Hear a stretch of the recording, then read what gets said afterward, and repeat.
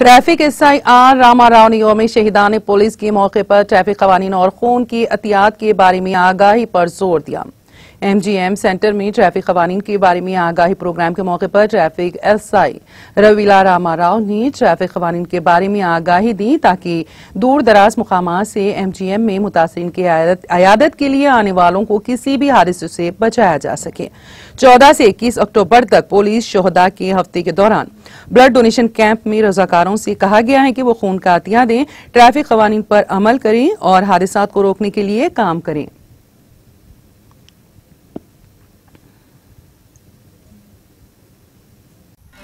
नाज़रीन, हमारे TTV news को सब्सक्राइब करिए, बेल आइकॉन को प्रेस करिए, शेयर करिए और लाइक करना ना भूलें। और किसी एडवर्टाइजमेंट से मुताल्लिक जानकारी के लिए हमारे इस नंबर पर कांटेक्ट कीजिए।